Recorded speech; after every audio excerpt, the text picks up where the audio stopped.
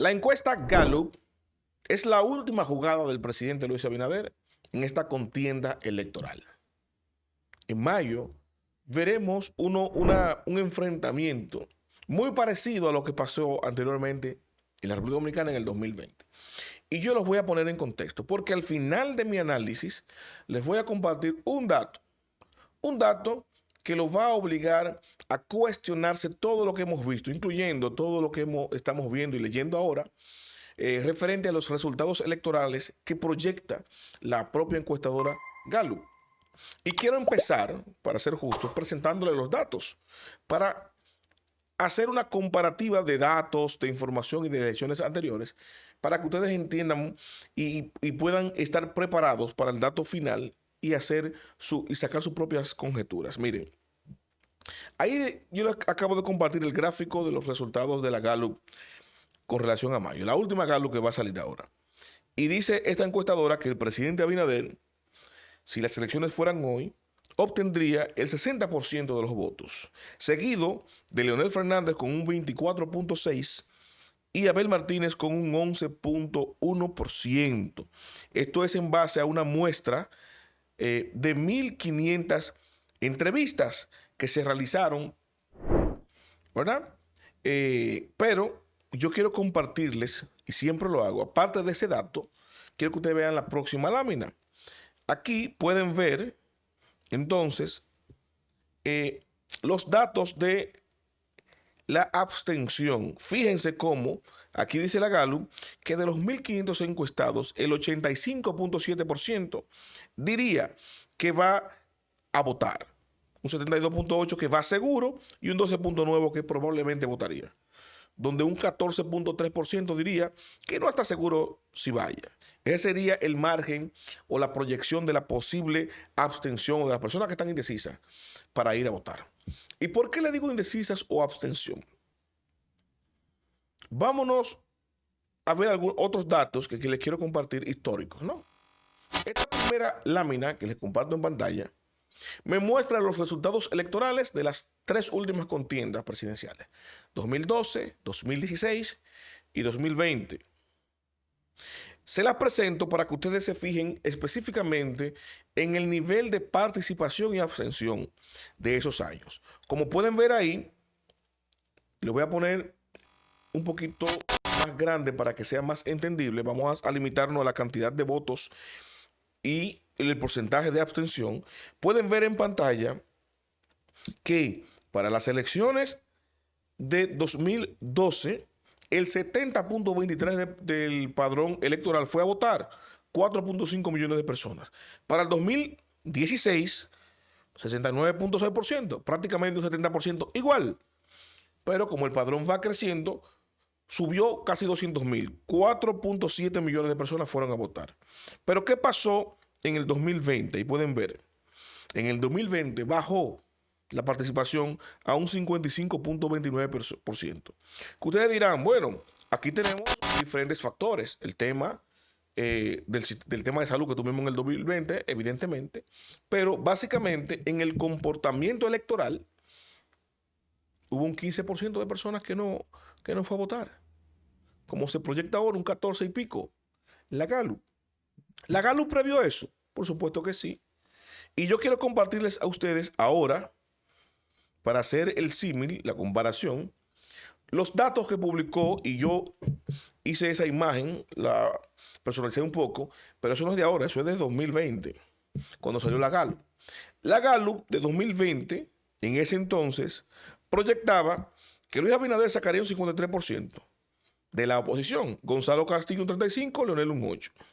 Yo decía en ese entonces que, según la abstención o los indecisos, que la propia Gallup lo situaba en un 24.3%, la intención real de votos, como lo dije con la Greenberg y lo calculé, en lugar de un 53% era un 40% para Abinader.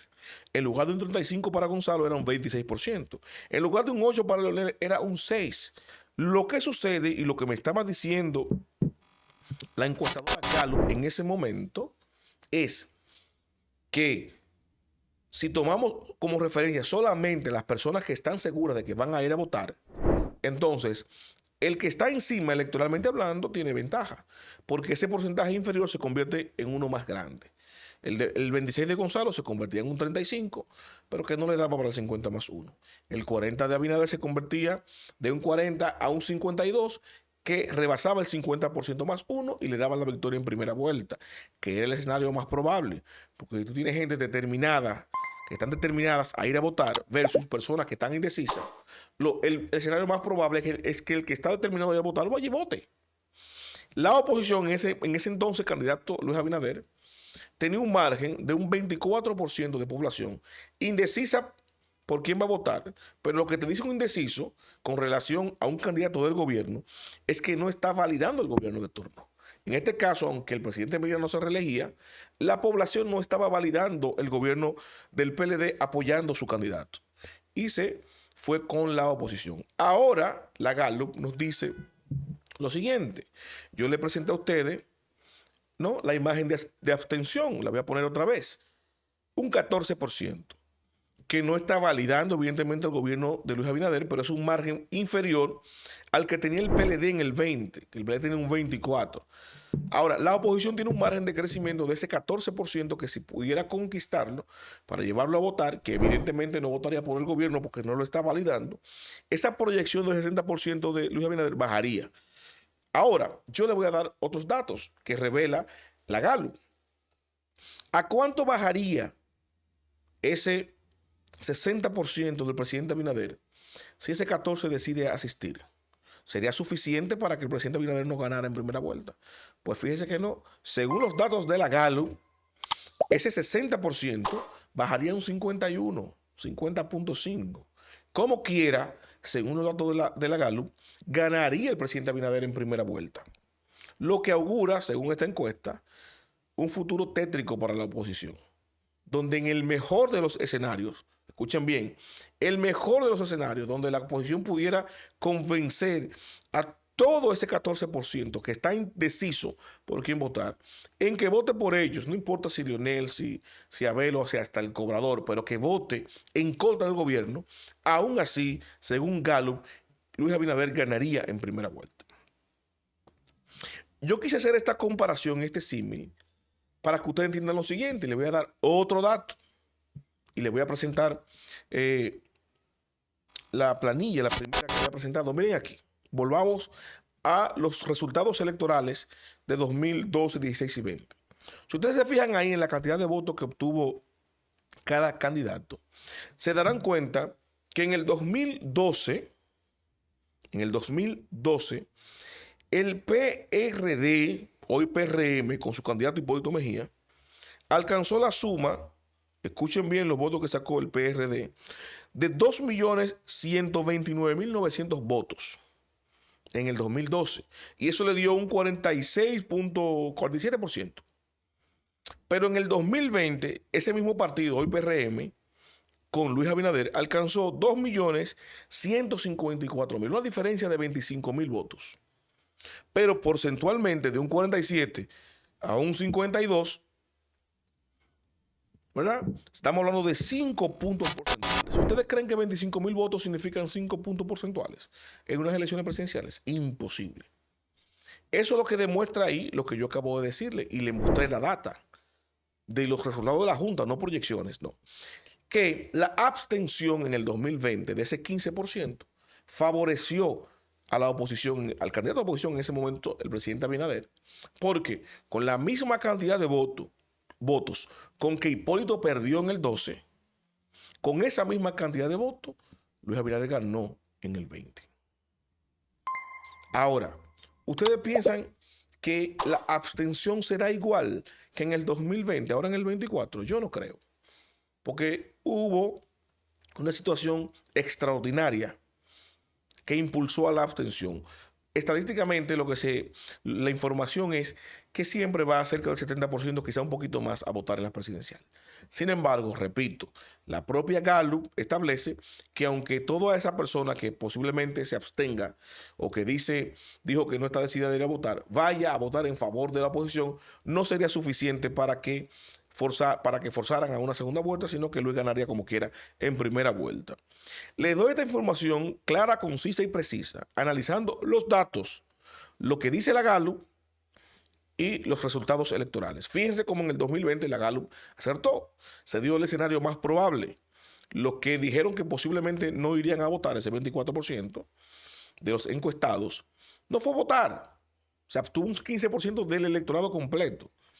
Y eso, evidentemente, favoreció al candidato Luis Abinader en su momento.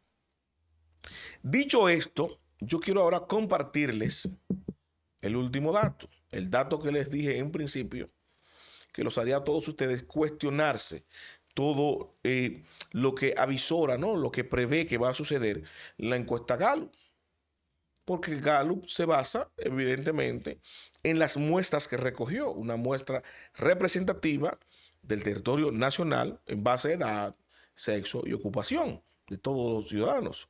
Sin embargo, aquí no vimos en el detalle, no hemos analizado el desglose de la simpatía partidaria. Porque por más malo que sea el candidato de un partido, si usted le pregunta a los miembros de ese partido, su candidato es el mejor. Es una máxima que implantó el propio profesor Juan Bosch, diciendo, el más malo de los míos es mejor que el mejor del contrario, refiriéndose a las simpatías y a los apoyos electorales, tratando de emular el centralismo democrático. Y yo les voy a compartir ese dato. Miren esta lámina. Y yo les voy a leer la pregunta. Esa lámina que está ahí es de una de las preguntas que hizo la encuestadora Gallup. La Gallup preguntó lo siguiente, cito, a su entender, ¿cuál tuvo mejor desempeño en el debate estamos hablando del debate de Ángel, entre Raquel Peña del PRM, Zoraima Cuello del PLD e Ingrid Mendoza de la Fuerza del Pueblo? Aquí dice Gallup, a esa gente que encuestaron, que el 52% dice que quien tuvo mejor desempeño fue Raquel Peña. Y solo un 22% que lo tuvo Zoraima y un 14%, sorprendente 14% por Ingrid Mendoza. Porque yo dije, y yo lo voy a ayudar a analizar esto. En este país, todo el que vio el debate, que entiendo que fue la mayoría de las personas, se cubrió, rompió ratings de audiencia a través de la televisión, de radio. Las redes sociales fue tendencia varios días. Y independientemente de su apreciación de cómo le fue a uno, que si le fue más mal o menos mal, o si usted apoyaba a su candidato o a su partido, lo que está claro a unanimidad de todo el que vio el debate es que Zoraima Cuello ganó contundentemente el debate. Yo no conozco, no he visto una persona que usted le pregunte, inclusive los comunicadores del oficialismo, comunicadores que son adeptos al gobierno, al PRM, no se atrevieron a decir o a insinuar que Raquel Peña ganó el debate y que Zoraida Cuello lo perdió. No se atrevieron a decir eso, sino que articularon una estrategia comunicacional inteligente diciendo, bueno, es un debate electoral en la República Dominicana, no mueve la aguja electoral. Los debates presidenciales y vicepresidenciales, y mucho menos el vicepresidencial, mueve la aguja electoral. ¿Qué me estaban diciendo con eso? Que aunque la vicepresidenta perdió el debate estrepitosamente y contundentemente, eso no se va a reflejar electoralmente. Ahora bien, esto podría ser una muestra de que eso es cierto, porque a todo el que se le encuestó que prefiere al PRM, dijo que ganó el PRM, aunque sabe que no, o manifiesta un apoyo directamente al partido de gobierno, o simplemente aquí la data de esa muestra no es representativa. ¿Por qué? Porque evidentemente los que respondieron acá tienen una alta preferencia por el partido de gobierno, independientemente de cualquiera que fuere la pregunta. Si esta información, si esta pregunta, si el resultado de esa pregunta no es suficiente para cuestionarnos lo que avisoran las encuestas, yo no sé lo que sí lo es. Por eso siempre me limito a analizarla como una herramienta de trabajo. Me limito a hablar de las encuestas y y a dar mi opinión desmenuzando los aspectos técnicos de la misma. Porque esta encuesta, al igual que la anterior del 2020, me refiero específicamente a la Gallup, está repitiendo la misma información. Dice, el candidato Luis Abinader, al igual que en el 20, tiene ventaja electoral sobre los demás candidatos. Pero hay un alto porcentaje de la población que posiblemente no vaya a votar. Posiblemente no vaya a votar.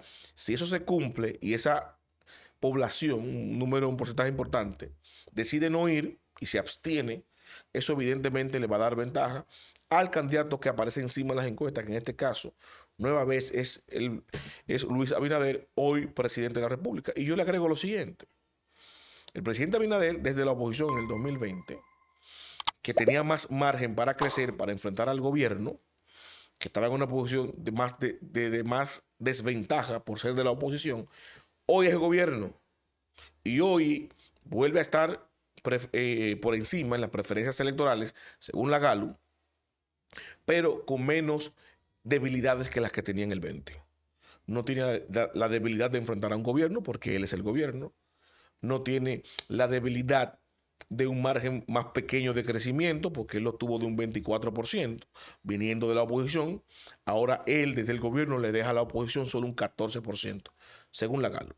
O sea que la posición del presidente hoy, en las elecciones de 2024, son más favorables que las que tuvo en el 2020.